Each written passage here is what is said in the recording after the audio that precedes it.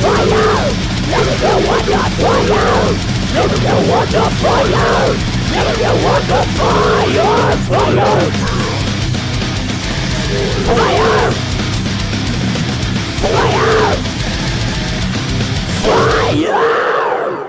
this is Jake from State Farm, and I'm wearing sweatpants. Hey, this is Jake from Aether Realm, and you're listening to Interview Under Fire.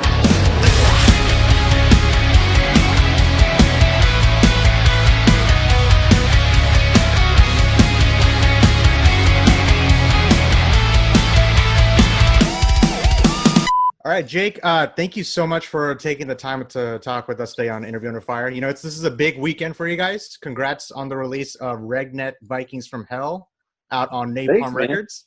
What's been going through your mind, like as of like this moment? You know, it's not like you plan to release an album during a pandemic ever.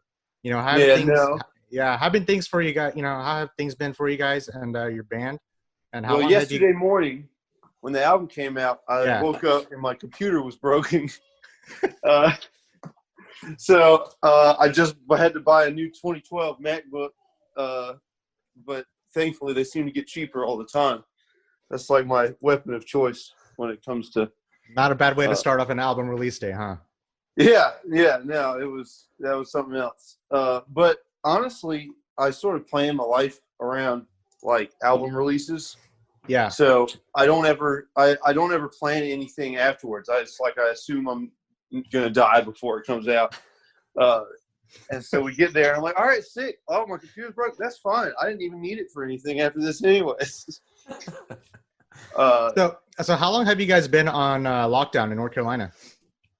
Oh man, it was supposed to end like today, but it's been extended another week until the 8th. Which is a bummer because I was going to go hang out on Chris Bo's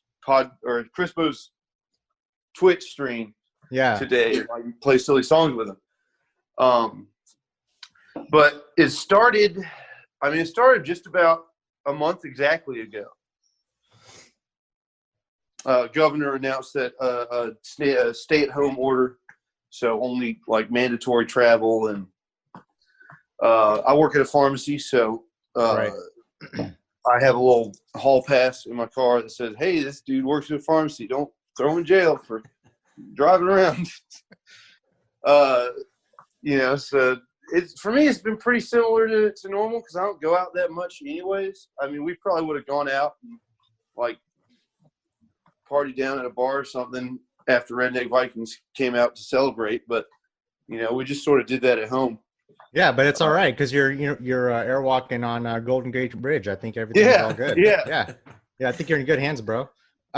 So well, I have to ask you this. I know you've probably been asked this on many other shows and interviews. You know, Viking metal from North America. You're not from Finland or Sweden, correct? Yeah, that's true. We are not from Finland.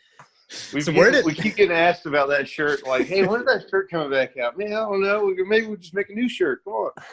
Man, I think that'd be a great idea just to release, just to help you guys out with like funding and stuff like that. That's a shirt that I would wear in a heartbeat. I think I would want to get a new like front art, not because the first one's bad, because I love Joe Gettler.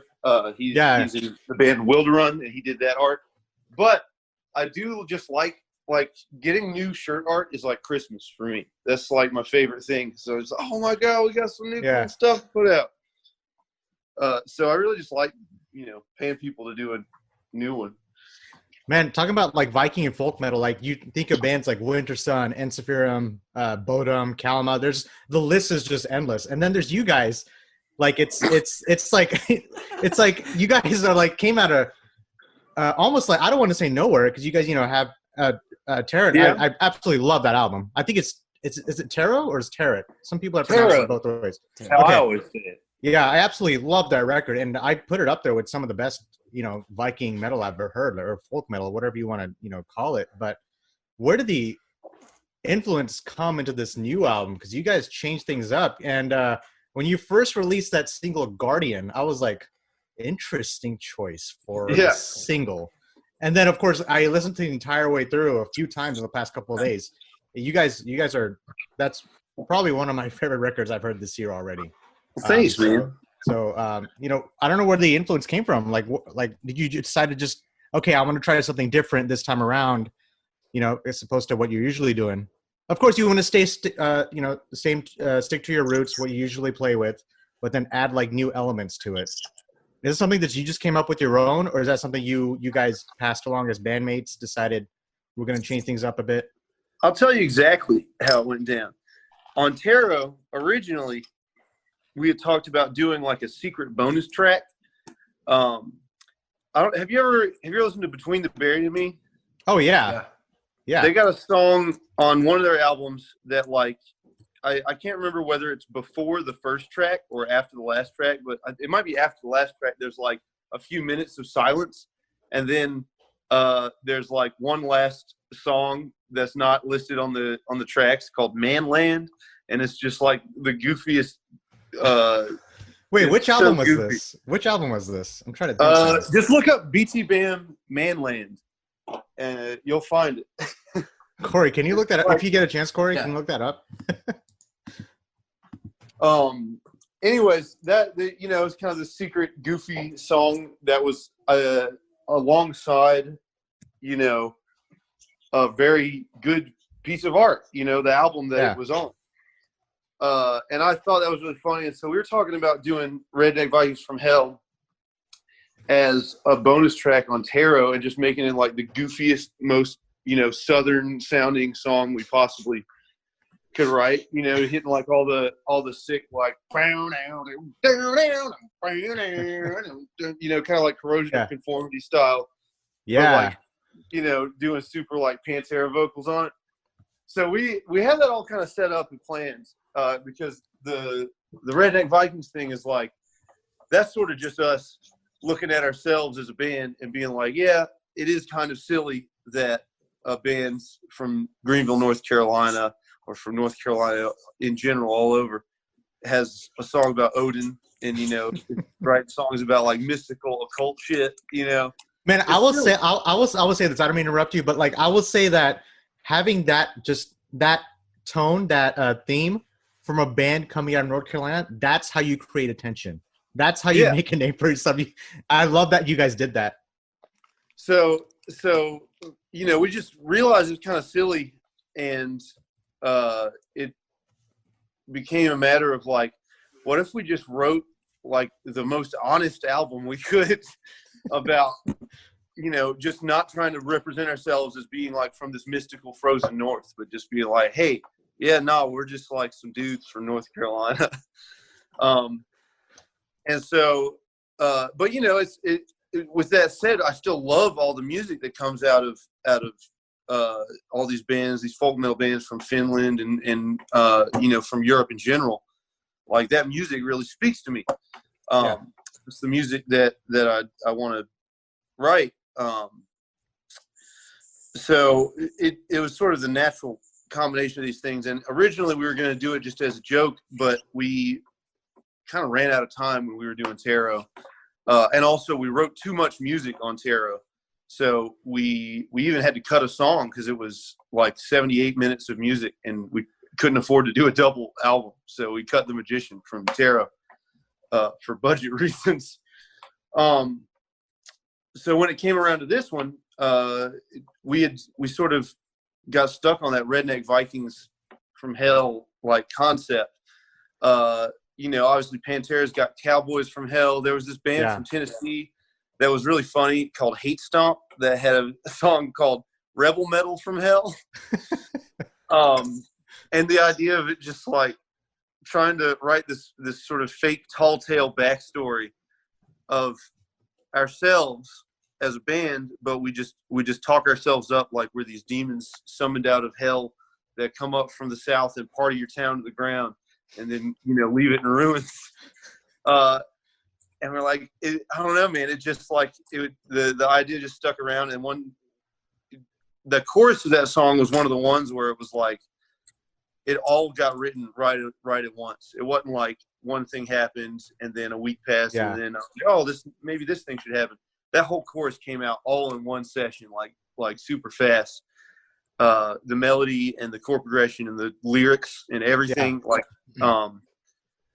So once that had happened, it would get stuck in my head so often that I felt like we just needed to actually do it. Like sometimes you write a musical idea and it's like a funny, goofy thing. You're like, oh, we'll never do this. But that one, it just became apparent that like, I don't know, this is kind of good. Like, it's kind of sick. How do you feel like the overall theme of the album? Like now it's out, you got the fans reacting to it, and you've gotten a great reception from the fans too. Like, what's your overall feeling? Do you feel, I don't want to say maybe fulfilled, like this is what I wanted, everything I want is on this album and it's out? I slept till 3 p.m. today. That was really cool. I think that's all you needed. That's good. But yeah, I mean, it's a relief. We're definitely not done doing work related to this album, because at some point we're going to get back out on tour, and then like however many months after the album is out, we'll finally get to play it live, and that's all part of that same experience. Which is really fun. It's also kind of stressful. You got to make sure you're good enough at playing the material to present it live, and of course. But at least in the short term, I'm really hyped about it, and I'm very relieved that for at least a few days, I don't have to necessarily be right on top of like getting some shit ready for the release. Like, it's out, everybody can listen to it. Just, cool, thanks. Was it, some bands, I mean, during this time, of course, like I just said before, how you don't really plan to release, like you don't really plan for a pandemic.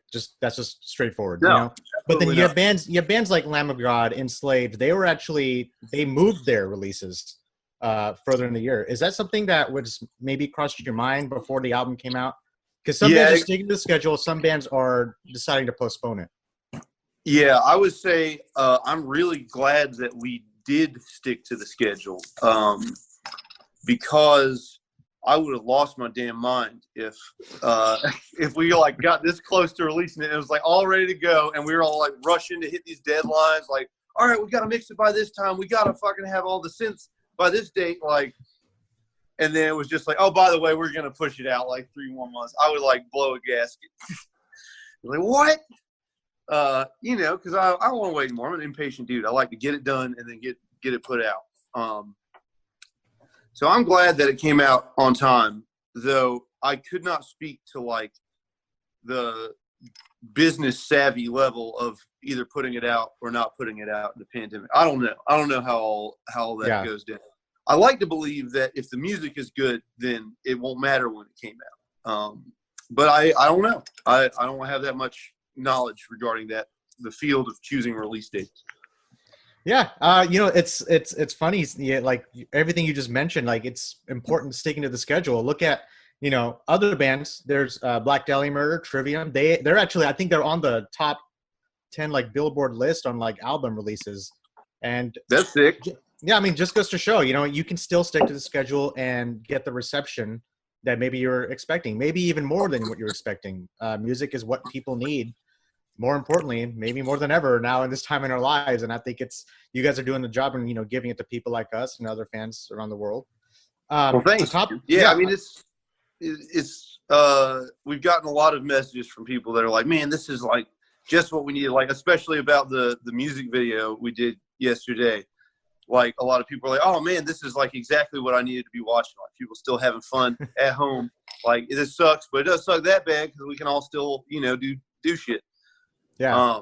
So that's been cool.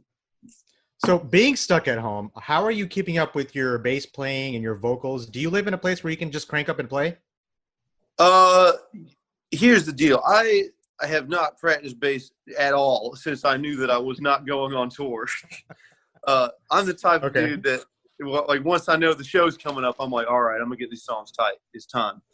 But in between, I spend more time just writing music, like in Logic or playing piano. I got the piano set up over here. Nice. And I love playing bass, but I to be honest, none of the parts I'm playing on this album, besides like the tappy tap riff and Slave to the Riff, none of it's like that crazy. You know, it's a lot of trying to either mirror the guitar, or I'm sticking to the root. Every now and then I'll get off of it, and I give myself a little bit of a self-indulgent solo section and slave to the riff. But for the most part, I'm supporting the guitars. So thankfully, for Aether Realm purposes, I don't have to be on top of 100% of my skills all the time.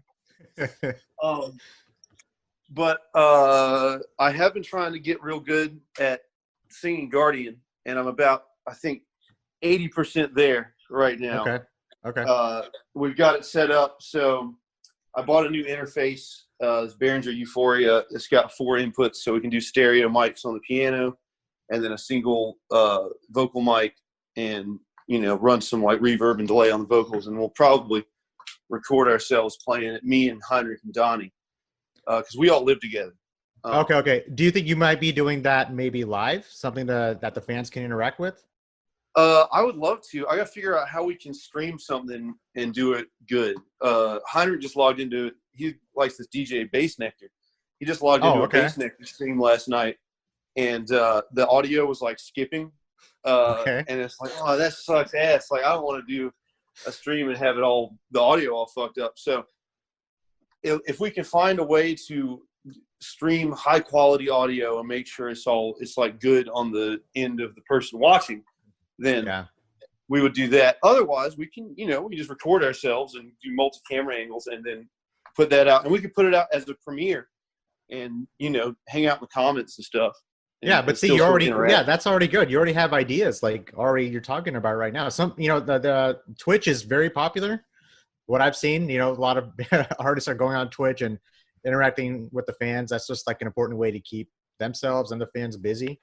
Does this, so a lot of the artists, we're all home right now.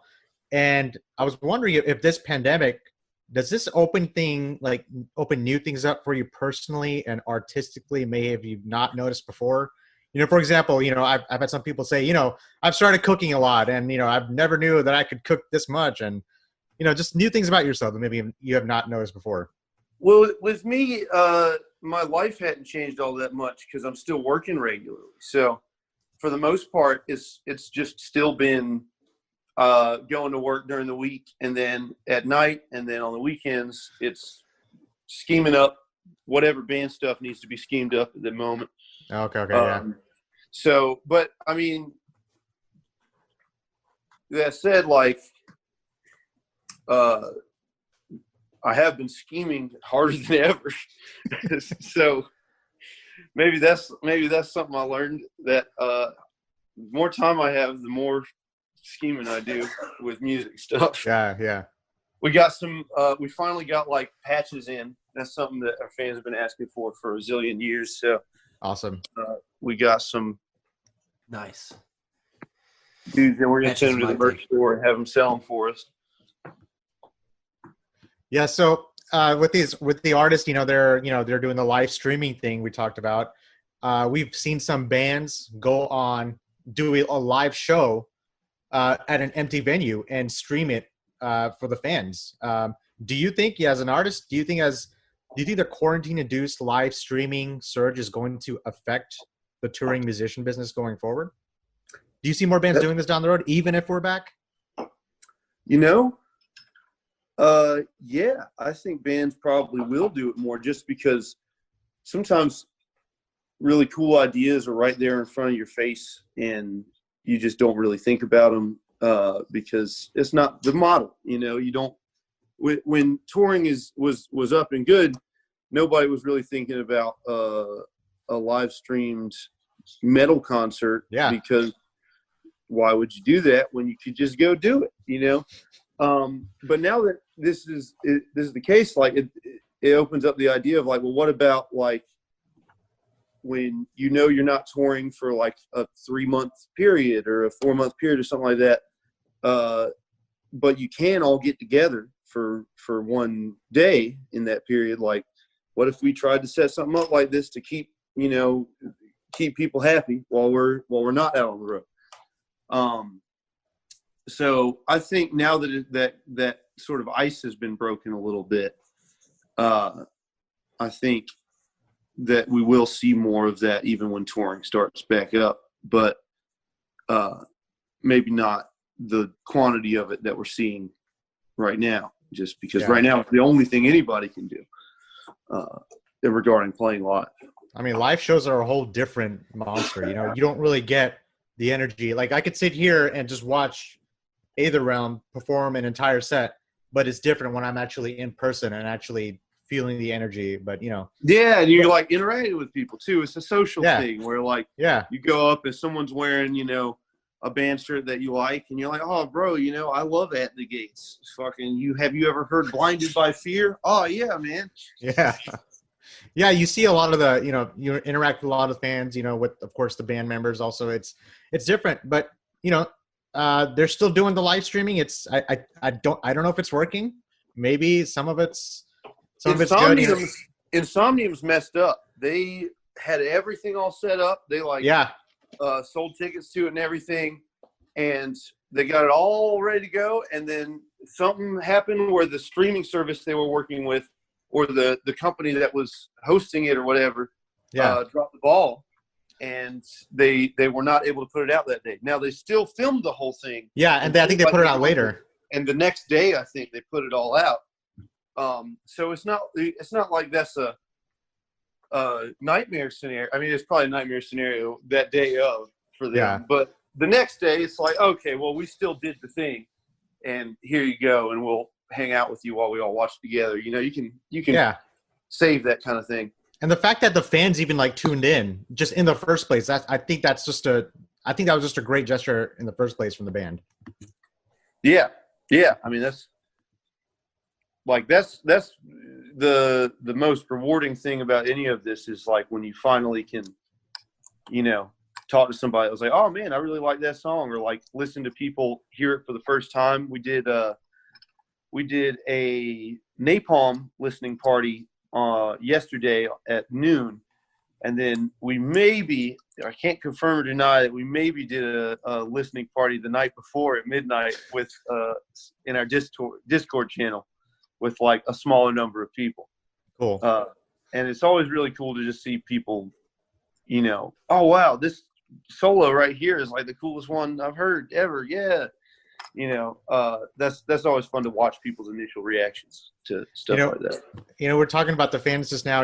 You know, you've toured a lot. You know, what was your favorite part about touring, just in general? Now that everything kind of just come to a halt.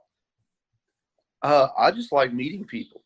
I mean, seeing old friends too. Obviously, you tour for a long time. You meet people everywhere, and you're excited to see them again when you go back to that state, you know. But then you also meet new people too every time. You know, someone comes up and buys some merch and says, "Man, you know, on like this song was like really got me through my fucking third semester of biology at college. You know, I actually do this. This is what I do." And you learn all about these other people that have managed to work this little album that you've made into their lives somehow. And you hear a lot of stories about that. And I really like hearing about all that shit, like how people have you know, cause I do the same stuff with other bands. You know, like for me, I remember very vividly seeing Insufferum on the From Afar tour. And there was a band called Blackguard opening up for them. Oh, great band. Great band. It's so sick. Firefight was like, I remember that. Man, that takes me back. I think it was like 10 years ago, wasn't it? Yeah. Well, I was like 15 or 16 when I saw Blackguard, and seeing Insufferum like that. And so when other people tell us that like they were inspired by our album while doing some other stuff, it kind of puts me back in that mindset of like how I felt when I saw some of these bands that were formative for me kind of coming up. Yeah. You know, it's really cool. It's cool to see. So I like hearing stories from people. So I wanted to talk about the live shows. Corey, I think you had a question about the live shows, right? Yeah, I actually I want to know what the craziest thing that you have experienced during a live show is, because we all know how crazy shows can get. What's the craziest thing that you've experienced in general? Putting him on the spot. Well, hey Donnie. Yeah. Donnie, our guitar player Donnie is here. He's hanging. Wait, are you talking to anybody right now? No. Say hey. This is Corey and what up, Donnie? Sonny. Corey's there. No. It's Ragnar Lodbrok and Ironside Wolfheart. And Old Big Leg. Oh yeah, they're Viking names. They've just asked me what the craziest thing that's ever happened to me live is, or ever happened during a live show. Craziest thing that ever happened I know to that you. Well, no. I feel like to any of us. At a live show? I feel like you have that story about a speaker almost getting pushed on you in Atlanta. Oh, yeah. Okay, so. Gosh. All right, so we were playing the show. It was Halloween in Atlanta, and this is at the Masquerade, I think is what it's called. Yeah, this is last Halloween? No, this would be 2016. Okay. And we were playing this show, and it was with us, Necrogoblicon, and Ailstorm. Wow. And it was like the second to the last show. So like everyone was like really tight. Everyone was dialed in. Everyone's like nailing every part, crushing it, looking cool on stage. And the crowd was just like insanely rowdy. And everyone was dressed up like crazy things. Like there was a dude dressed up like a banana. I saw Darth Vader. There was like Gumby in the corner. It was crazy. And Ailstorm decided they were all gonna like dress up and do goofy things and like call their songs like puns and stuff like that. Like they called themselves Ghoulstorm. And we were like, oh yeah, maybe we should like dress up, but we never did. So we just like played it. The laptop messed up right before we had to play, but we got it working like literally in a matter of a minute. So I was like, ooh, okay. That was the most stressed I was that whole tour. Yeah. So like we're kind of like a little like freaked out and nervous now on this, but everyone's just like, as soon as we start playing, everybody literally just like fucking starts circle pit, smashing into each other. There was this sort of like barrier in front of the stage, like a wooden barrier where it dipped down and then it came back up. And it was my goal, like the whole time we were there. I was like, I'm gonna jump on that thing, and like it was like so precarious and such a bad idea. Yeah, it was not like, very. I was like, no way, I'm definitely jumping on it. This was like the second to last show at this location too, because it was the old location. Yeah, the new one now. Yeah, I got a brick out of the wall of the venue because they were about to tear it down, and we wanted a little piece of it. Do you have that brick with you? Yeah, I have it downstairs. So he's gonna grab it. It's getting so rowdy. Like the audience is just so intense and so crazy. There's just like a constant stream of people crowd surfing towards us. There's like this roadie who one of the stagehands like runs up like where this little barrier is, just kind of like catches people, which the barrier is just like this little wooden platform. Right. We're all putting our feet up on and stuff. There's a subwoofer that's like right to my right, and they're kind of like stacked up, right? They have two subs kind of stacked. They're both on the right hand side near me. The shape's kind of shaped like the stage is shaped like a weird T because you have this like walk out path. And suddenly the whole crowd is moshing. Like it's just like the whole thing, like all of it. Yeah. It's like straight up just like slam packed full of people just moshing, and they bump into the subwoofer and the thing slides and starts to teeter and it looks like it's about to crush me. So I'm playing the guitar and I stick my foot up in the air like at this like awkward angle, like just like kind of like I don't know how to explain it. You're trying to hold it up. Yeah, but I'm holding my foot while I'm playing. I'm looking at this like stagehand and she's like catching people crowd surfing on. So I was like, please help, come over here, please fucking help, it's about to kill me. And like some dude in the audience like muscle fucked it back, I guess. You know? Oh my gosh. All right. This is a piece of mortar out of the wall of the Masquerade. That's pretty cool. Nice. This is the proof. The proof that we didn't make it up. What city was that? Atlanta. Dang. Okay, man, that's not bad for a crazy thing to happen at a concert. Another good one on the same tour, I think. I mooned Chris and everybody in Ailstorm Yeah, there was that. It was a firehouse. Yeah, no. Who else was there with me? Was it Alex? Did Alex Moon there with me? I think so. I don't remember. Alex, I think Alex from Necrogoblicon did it too. There was like a glass floor above the stage. Yeah. So it was like if you were playing a show and you looked up, you could see into the room above you, which is where the That's green pretty is. cool. and that's the green room. And so that's- me and Alex just pulled off our pants and sat on it while Elstorm was playing. Someone from the audience, like, Yeah, that's pretty Yeah, awesome. multiple people in the audience apparently were like, "Are you the guy that was mooning Elstorm during the show?" That's funny.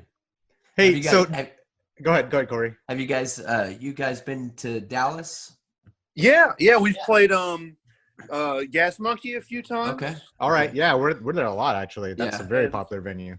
Where did we play with the Aether Realm tour with Urizen? Oh, I don't remember where that was now. There was That's actually pretty cool. It was like a number. It was like the venue's name was a number. It was like 519 or something like that. Was it in Hold on, Dallas or yeah, Fort yeah. Worth? Do you have the poster? It says, Does it say the venue name? no, it just- Oh, it just says the states. Well, on this tour, we played Dallas on February 23rd of 2019, and we played some venue, and I can't remember the name of it. The name was like the street name. The name of the venue was just Elm the Street. It might have been that. Well, 2019. Well, Elm Street. I mean, you have trees, you have Club Dada, you have all these just smaller venues. By the way, Jake, do you prefer playing in smaller clubs or like bigger venues? I like for it to be packed. Yeah. So if it's packed at a big venue, I'm happy. Yeah. If it's packed at a small venue, I'm happy. For us, that usually means if we're the big band on the bill, we can only play the small clubs if we want it to be packed. That's all good. It's all right. So we were talking about shows. So was your first show? I don't know if I heard this correctly at another interview. Was your first show you opened up for Power Man 5000? Is that true? Not our first show ever. That was the first show where we got to play with a bigger band. Oh, okay. I mean, we got to play with bigger bands all the time. Like, Motionless in White. yeah, we did. Motionless in White they look. I know the metal community a little bit talks a little bit of smack, but they got some bangers, undeniable. They do. But our first show ever, I'm pretty sure we opened for a band called Mutilation Rights, which is a like a black metal band from Brooklyn. Okay. That they got some good stuff out there. How was that? There were like 8 people there, and we were all real nervous. And it was fun. It was very fun. That was maybe 10 years ago at this point. And then the first show we opened for a bigger band was Power Man 5000 in Raleigh, North Carolina. That was a big deal for us at the time because we had never played in Raleigh. We had all really wanted to play this venue called Volume 11, which was like in Greenville. We had the Tipsy Teapot, which was a bookstore and coffee shop that we would play at. Yeah. But like the other half of it was a bar. Yeah, and there was a bar in there too, in like the other room. And then we had the Spazatorium, which was like an illegal venue operated out of multiple different spots. Sometimes it was the Spaz House, which was the same people that ran the Spazatorium, but it was just out of some dude's house. Okay. And so those were all like the first places we would play coming up. And Backdoor Skate Park, that was like it was just a skate park, and you played on the ramp. You like set your amps up on the ramp. Yeah. And then Volume 11, we wanted to play there because that was where the national shows would come through. Like no national shows ever really came through Greenville. Did you reach out to them, or did one of the bands reach out to you, or somebody who Laura knew Greenwood, that venue? who ran our first record label and did the art for One Chosen by the Gods. She was friends with the people at Volume 11, and I was going to NC State University at the time. And I was like studying under her at the college radio program there, which was 88.1 WKNC. And she was like, well, I hear that, you know, I've heard the demos of your music you're working on, and I'll talk to Keith over at Volume 11 about getting y'all on a show. And so we got on Power Man 5000 that way. And then the next show we played was a bit more like our crowd, which was we opened for Insiferum and Fintroll and Barren Earth and Rotten Sound. Wow. So we were the first of a 5-band bill, but it was still sick. It was like a packed show, and it was the first time like people in the audience were like singing along to the songs. And I think that was 2012 or 2013. Yeah. So we did play with Power Man 5000. I didn't actually stay and watch them though. I had to go back home so I could wake up and go to school. Oh, you could have sung along to When Worlds Collide. It's all right. Yeah. It's all right. It's all right. You know, all these bands that we're talking about, was it one of kind of like the triggers that got your band to where you are now, just touring with more known bands? And then now you're getting the recognition and, these releases and everything else in between. Does that part of your, assisting a band getting to where they want to get, like touring with higher known bands? I know does it even matter? It definitely matters. So you're asking like, how much does it help when you go play with a band that's bigger than you? Yeah, pretty much. Yeah. So, when we did that tour with Ailstorm in 2016, I have the poster for it, actually. We can reminisce together. Let's do it. That was this tour right here, the Pirates, Goblins, and Bears tour, the Super Smash Turbo Tour 2016. So before we did that, we had never played like a really big tour. We had headlined or co-headlined all of the tours that we had ever been on. And as a smaller band, you kind of get into a rhythm with that of it's like, okay, we should expect 15 people at every show or 20 people at every show. And we had an absolute blast doing that every time. But, you don't really make a significant amount of money doing any of that.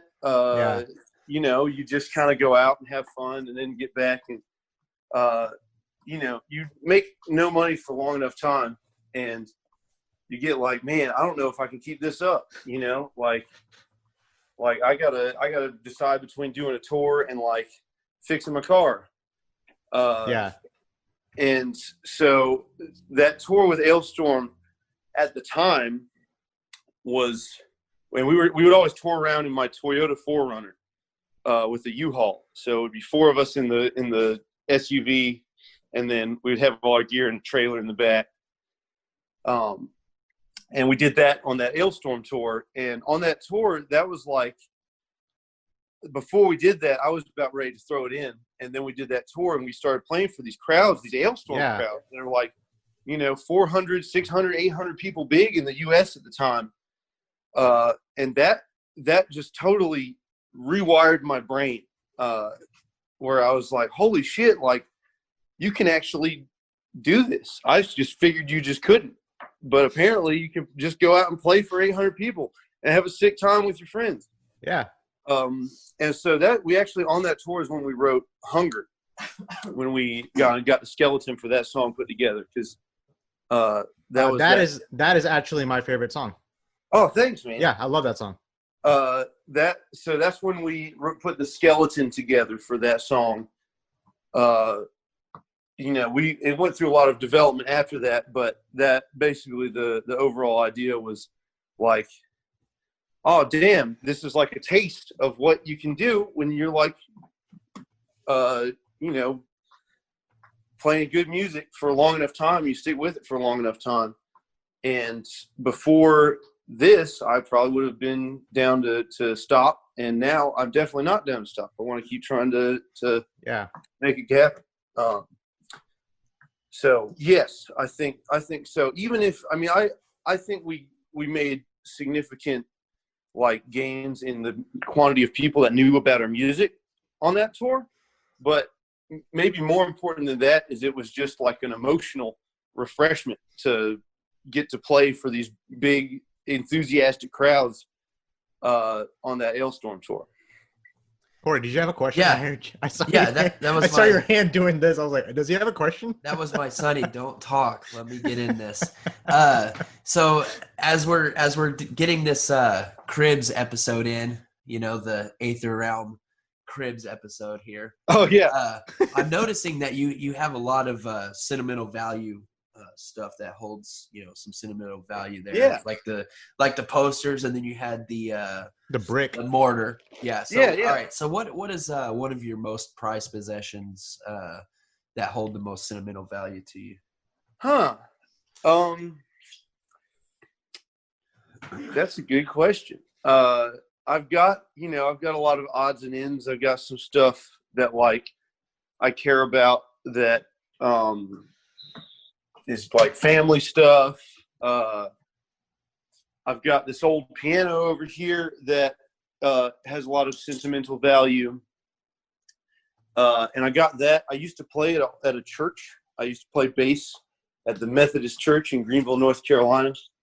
And they had this old piano that they were getting rid of. And I saw them like wheeling it out towards the dumpster. And I was like, can I get that? They're like, yeah, well, the soundboard's cracked, but yeah, sure, you know, you play bass for us for a while. And so it works perfectly fine. But if you get up top in some of these higher notes, Oh yeah, they're a little like some of the high notes are out of tune, but it does well enough to write music on. Yeah. That one is certainly, I mean, it has sentimental value, but also like I spent a lot of time playing it, so it's just like I use it a lot. We've got all these posters from all the tours and different tours we've done. That's cool. Do you happen to have the first ticket to your first ever show? No, they didn't have tickets for our first ever show. You used to show up at the door. We've got this little sign. It's from the creators of a game called The Messenger. And there's some buds of ours from Canada. They put out a game called The Messenger. It's on Switch. They're going to put out a JRPG sometime in the next few years. And that was really cool. We've got this sign with our logo on it that lights up from a gentleman named Alex Wolf. He's got a thing called Wolf Sign Studios, and he showed up at 70K, like the 70,000 tons of metal. Yeah, thing, you guys played that, didn't you? Yeah. And he just showed up with that, with like a bunch of Aether Realm stuff that he had made, and gave it to us. We're like, "What are you doing, man? This is crazy." Anytime we get like gifts from fans, they tend to go somewhere where we can look at them and remember a good time. Yeah, it's good. Oh, you have that ticket from when you opened up for? Yeah, hey, Corey. Yeah, you should ask him about the hot sauce because Donnie's there. Oh yeah, right. So hey, where's Donnie? I'm gonna preemptively tag Donnie in. Okay. So we want to ask both of you guys. I don't know if Jake left. Old big leg. Old big leg. So Corey, go ahead and ask him. Go ahead and tell him about what our previous shows were about. All right. So have you guys ever heard of Hot Ones? I love Hot Ones. Okay. So that was when we first created Interview Under Fire, that was our whole idea, was to bring something like that to our local community in Dallas. And because I know a lot of local musicians, all different genres in Dallas, Fort Worth area. So we started Interview Under Fire, which was it was kind of a ripoff of Hot Ones, if you will. I mean, we paid our our dues on that. We gave them shout outs all the time, but it was for the locals. And then of course we started expanding into bigger artists and stuff. So we've since left that behind. Unfortunately, it wasn't a very big attention grab for some reason. I don't know why, but So, but also because you know some artists wouldn't be like, oh, right I gotta do show. metal vocals. You know, I don't want to like eat all these hot wings and then you know go on stage. It's kind of challenging. So which we have done. Do you guys know who Head PE is? I don't think you do. I don't. I'm sorry. So I mean, ancient, but yeah. Yeah. So we interviewed the drummer for that band, and he ate the hot sauce before the show, and also another band. The whole freaking band came over to the little studio, and it's a band called Kissing Candace. Okay. Yeah, so they've done it before the show. But anyways, the whole idea was, you know, the hot sauce, just like the hot ones. So first off, what is your favorite hot sauce? Who's the hot sauce guy? he hasn't ready. So, like, this depends on what it's going on. Okay. Because for me, like, if I'm like putting hot sauce on pizza, I kind of like a cayenne type of hot sauce, some like cayenne in it or something. If it's something that's like, like there's just like a little cayenne hot sauce on. Okay. Thanks, Jake. For me, like I like the stuff that has like something with citrus and habaneros in it. There's this Firewalker. This is made in Asheville. Okay. And this is pretty good. This is like a good everyday thing. If it's something that's like wings, I usually just like to do Frank's Red Hot with some butter. Okay. Kind of spin those together, make some buffalo wings. So you know, go ahead. I like the ghost pepper stuff also. This is getting a little hotter. Tropical Pepper Company. This is out of date. No. I think it's from one of those islands off of Florida or something. I don't remember. I can't remember where it's from now, but it's pretty good. I've tried some of the Hot Ones stuff also. Yeah. The vocalist for Veil of Noth, he loves hot sauce, and I filled in with them, and he and I were just talking about hot sauce like that all the time, the whole tour. But he has a bunch of the Hot One stuff also. That stuff's really good. So you dip into a little of the super hot sauce like Dave's and Blair's and all that stuff. Okay. Yeah, I'll go down that route a little bit, and then but I kind of tend to favor like habanero with like citrus is like one of my favorite. Habanero is my favorite. So when I make my own hot sauce. So we had a brand of hot sauce. We had several brands of hot sauce. I had, some made out of that weren't so hot, made out of green chilies, and then one of my favorite ones was the habanero barbecue sauce. That was my favorite. Oh wow! But, our top of the line was made with Carolina Reapers. It was called Devil's Ball. Oh. Stay away from that one. It was called Devil's Ball Sweat. Now that was some good stuff. Corey, can you still make it? Can you still make it, Corey? I still make hot sauce. So here's the thing. So if Aether Realm comes to Dallas next time, we would love to bring that back with you guys. Yeah, that'd be amazing. Yeah, let's do it. Yeah, if you guys we can do it after the show. Yeah, you got to bring some of your hot sauce though. For sure. We have a whole bunch of. My fridge is full of hot sauce. Just man, I'm gonna tear up if I have to have the Devil's Ball Sweat. I mean, it's not gonna be fun. Oh, no, it'll be fun. Actually, it's fun. It'll be fun. It'll be fun for everyone watching. Yeah. So before we finish up here, since Donnie's here, hey, out of you guys, I know there's like two other people missing from the band. Out of you guys, who's the most serious? Hold on. Wait, somebody. Hey, he was hiding right behind us. This is Corey and Son. What's up, Heinrich? So who's the coolest one in the band? This guy, definitely. It's probably Heinrich. I see.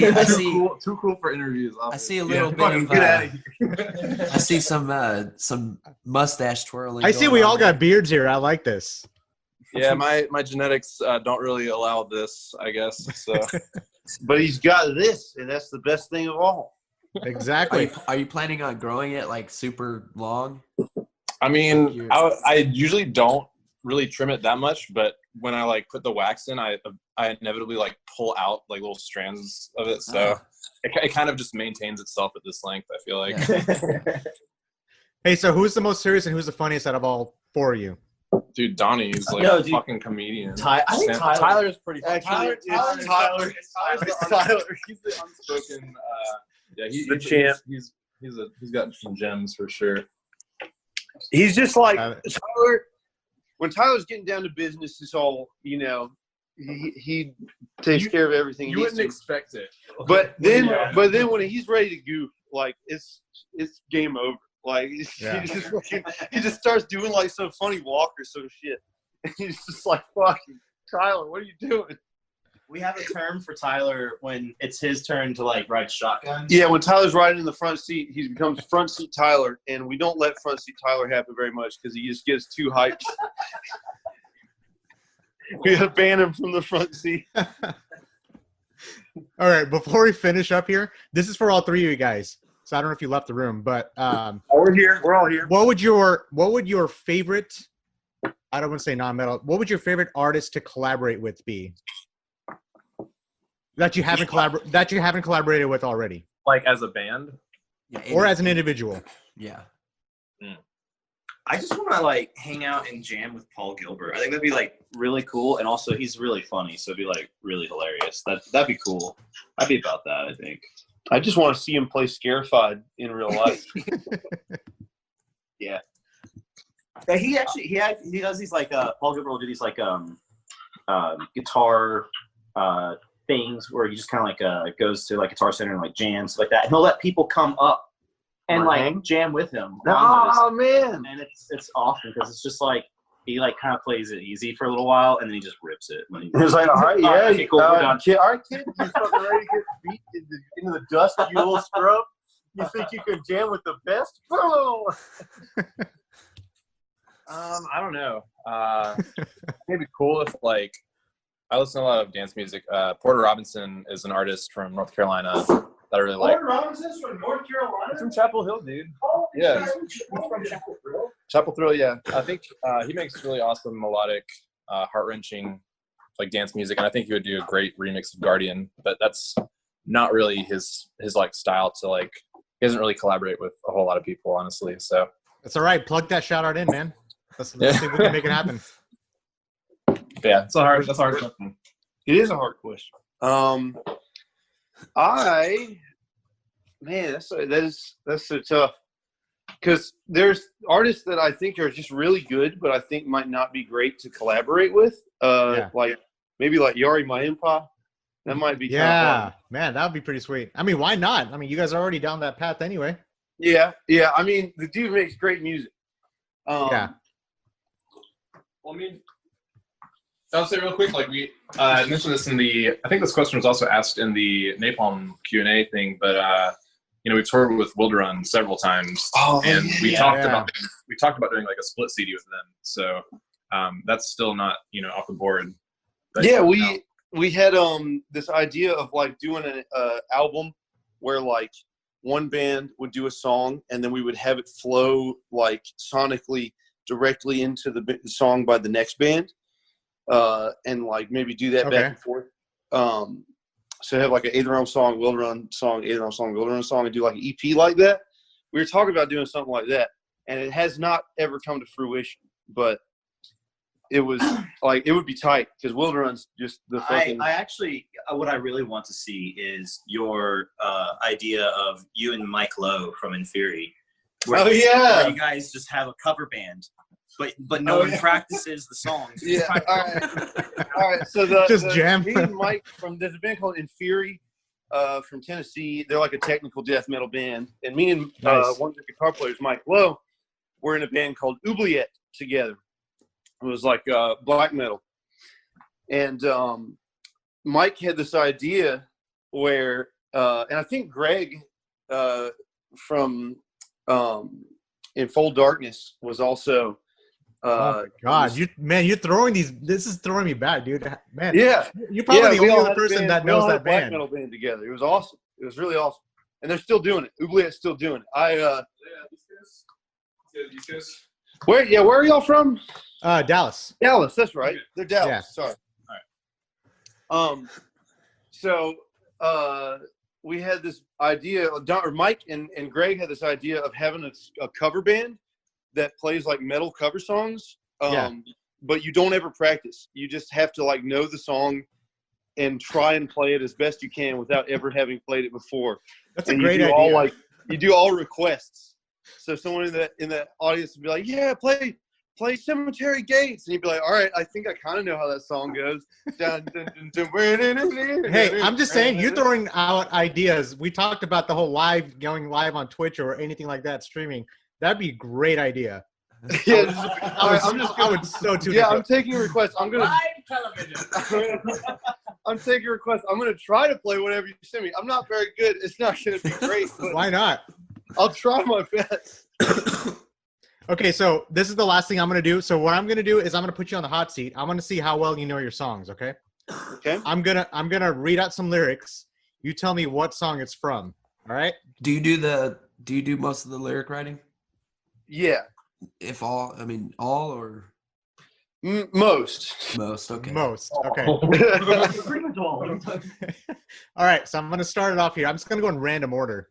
No room for these doubts. I'll cast them far away and take up my father's sword. History. That's Sun, Moon, and Star. Yeah. I love that song. Just bury your skin. Accept your fate. Lie down and wait. There's no escape. Wait, hold up. Winter's Grasp. Yep. All right. Yeah, we can play this shit live. Of course. We've never played that song live before. Okay, this should be easy. The world will try to tear you down, to chew you up and TMHC. spit you out. Yeah. So what does TMHC stand for? Tiny Metal Hand Crew Club. So look, we've had this question a couple times, and it's really hard to describe how it happened. But like, basically, on a Will to Run tour, some long time ago, we were all just doing this at each other. Like, you're playing the tour, and people are all hyped. Yeah, dude, fucking rock and roll. And like, every tour has like a little meme that's like internal to the tour where everyone starts, just sending it back and forth. And so that tour, it became like Heavy Metal Brother, and this is funny. And that turned into hashtag TMH Tiny Metal Hand, and then we started telling the audience to do it. We'd be like, all right, everybody, here's the thing. Back in the 50s when Metallica was playing music, you got to come out with one of these. But since then, metal has become more subtle and more dynamic. So the metal hand must also become more subtle and more dynamic. And now let me see your biggest tiny metal hands.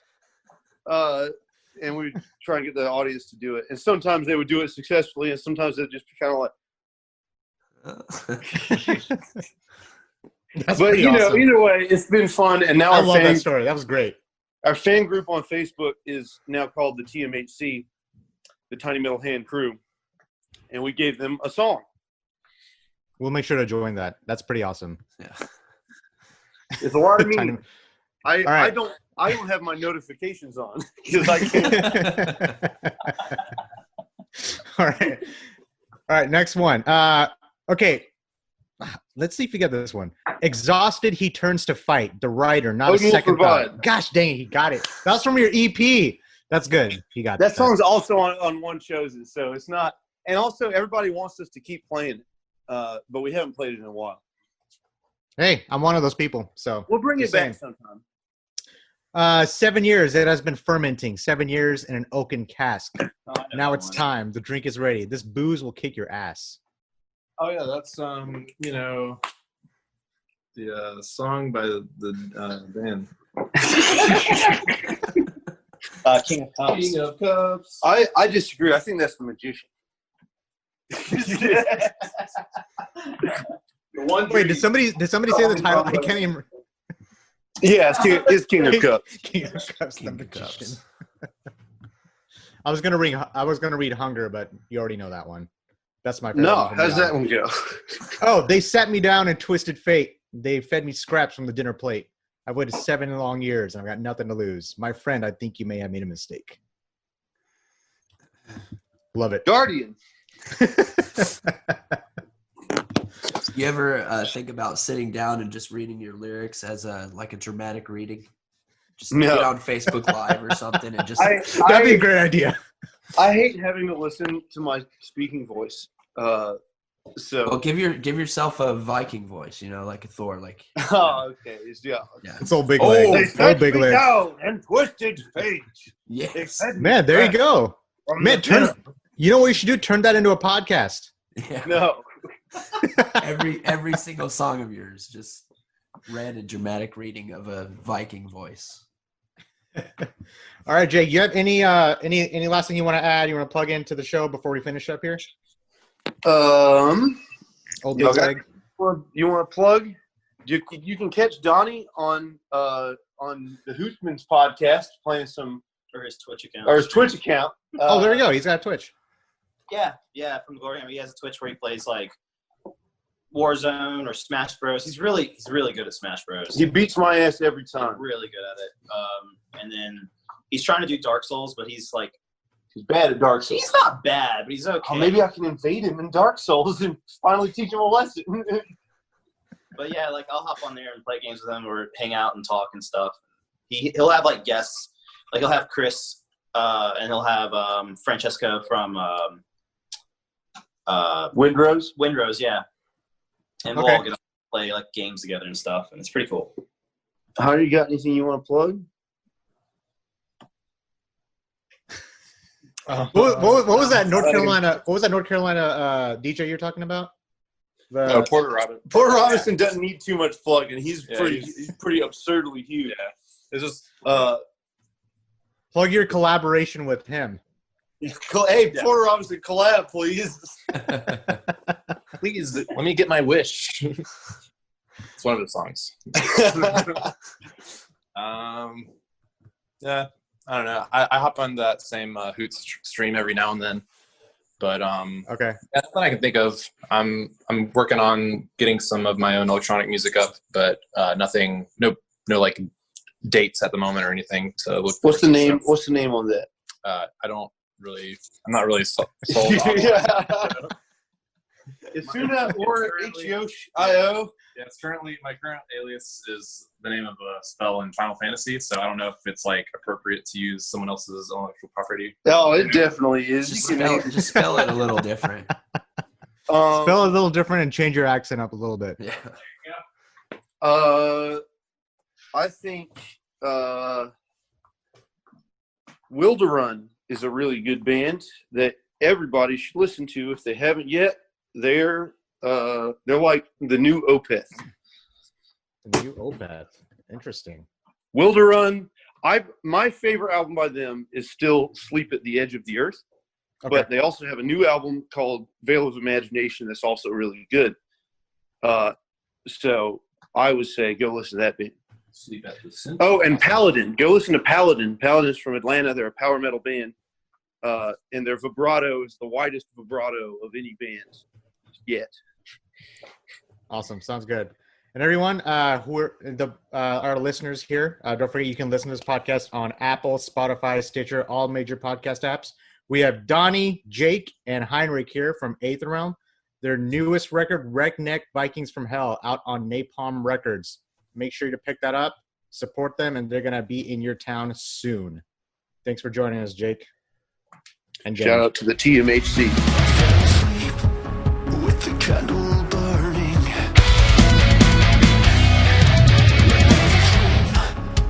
or breaking the light, I have always known you don't need my hand to guide you. What's up, guys? Thank you for listening. If you liked what you heard, please subscribe and share our channel. It would be greatly appreciated. And we look forward to bringing more guests onto our podcast. And if you have any suggestions on who we should bring next or in the future, please let us know. You can find us at Interview Under Fire's Facebook or Instagram, or you can reach me directly at schwag@interviewunderfire.com. That's SCHWAG @interviewunderfire.